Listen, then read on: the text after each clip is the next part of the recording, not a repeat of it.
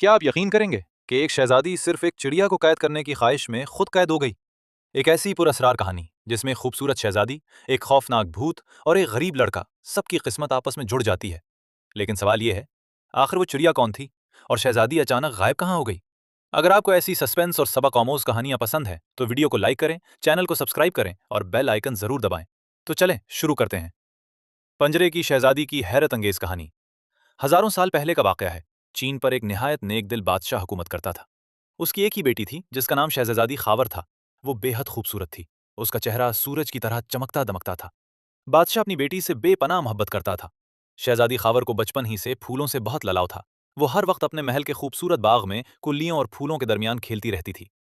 रंग बरंगी तितलियां और चहचहाती चिड़ियां उसे बहुत पसंद थीं। एक दिन वो बाग में सैर कर रही थी कि अचानक उसकी नजर एक निहायत खूबसूरत नन्ही मनी चिड़िया पर पड़ी। वो गुलाब की टहनी पर फुदक रही थी। उसके रंग इतने दिलकश थे कि शहजादी उसे देखती ही रह गई।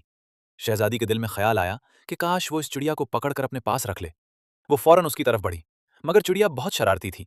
जैसे ही शहजादी उसे पकड़ने की कोशिश करती, वो फड़फड़ाकर दूसरी शाख पर जा बैठती। काफी देर तक शहजादी उसके पीछे दौड़ती रही, मगर वो उसे पकड़ ना सकी। आखिरकार गुस्से में आकर उसने जमीन से एक कंकरी उठाई और चिड़िया की तरफ जोर से फेंक दी। कंकरी लगते ही चिड़िया जख्मी होकर फूलों की क्यारी में गिर पड़ी। शहजादी खुशी से उसे पकड़ने के लिए आगे बढ़ी, मगर जैसे ही वो करीब पहुंची, अचानक उसके सामने धुआं सा फैल गया। हर तरफ अंधेरा छा गया। फिर उस धुएं में एक खौफनाक काली शक्ल नमूदार हुई। वो शक्ल इतनी डरावनी थी कि शहजादी खौफ से कांपने लगी। उसी वक्त जोरदार कहकहे की आवाज गूंजी। शहजादी चीख मारी और बेहोश होकर जमीन पर गिर पड़ी। दूर खड़ा माली ये मंजर देख रहा था। वो फौरन भागता हुआ आया और शहजादी को उठाकर महल में ले गया। बादशाह को खबर मिली तो वो फौरन दरबार छोड़कर महल पहुंच गया। मुल्क भर के हकीम और तबीब बुलाए गए, मगर कोई भी शहजादी को होश में न ला सका। रात के वक्त बादशाह परेशानी से शहजादी के बिस्तर के गिर्द टहल रहा था कि अचानक कमरे में एक पुरअसरार आवाज गूंजी। सब यहां से निकल जाओ, वरना शहजादी मर जाएगी। बादशाह अपनी बेटी से बहुत मोहब्बत करता था, इसलिए फौरन कमरे से बाहर निकल आया। सुबह जब बादशाह दोबारा कमरे में दाखिल हुआ तो हैरत से उसकी आंखें खुली की खुली रह गईं। शहजादी गायब थी और उसकी जगह एक खूबसूरत चिड़िया बैठी हुई थी। बादशाह ने उसे उड़ाने की कोशिश की, मगर वो उड़ी नहीं। बादशाह बहुत परेशान हुआ। उसने अपने वजीर को बुलाया। वजीर ने मशवरा दिया, जहां पना उस चिड़िया को पिंजरे में बंद कर दिया जाए और पूरे मुल्क में ऐलान करवाया जाए कि जो शख्स इस राज को हल करेगा, उसी से शहजादी की शादी कर दी जाएगी। बादशाह ने फौरन पूरे मुल्क में मनादी करवा दी। बहुत से लोग अपनी किस्मत आजमाने आए, मगर कोई भी इस राज को ना समझ सका। इसी मुल्क के एक दूर दराज गांव में शरीफ नाम का एक गरीब मगर मेहनती लड़का रहता था। उसने बड़ी मेहनत से तालीम हासिल की थी। वो निहायत बाअखलाक और नेक दिल था। जब उसने शहजादी के बारे में सुना तो उसके दिल में ख्वाहिश पैदा हुई कि वो उस राज को हल करे और शहजादी को वापस ले आए। एक रात वो उन्हीं सोचों में गुम था कि अचानक उसके कमरे मैं अजीब सी हंसी की आवाज को शरीफ घबराकर उठ बैठा। उसने इधर उधर देखा, मगर कोई नजर न आया। फिर दोबारा हंसी की आवाज आई। शरीफ ने बुलंद आवाज में पूछा, कौन है?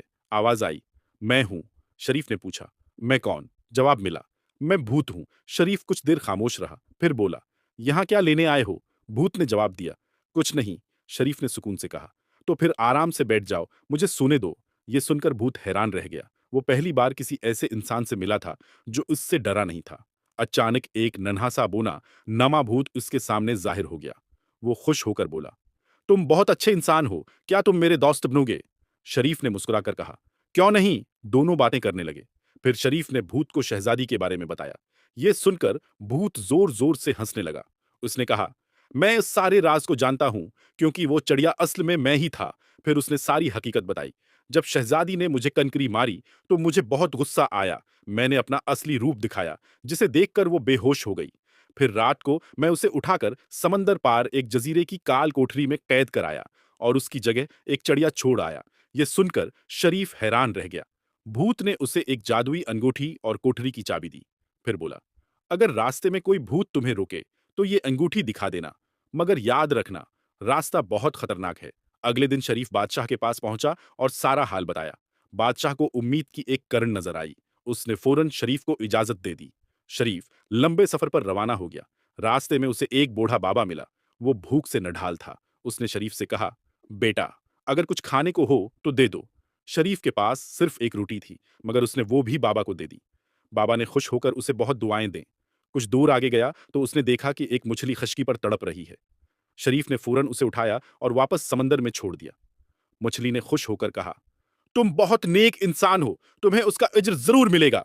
सफर के दौरान कई खौफनाक भूत शरीफ के सामने आए, मगर उसने जादुई अंगूठी दिखाई तो सब रास्ता छोड़ते गए। आखिरकार वो समंदर पार इस परासरार जजीरे तक पहुंच गया।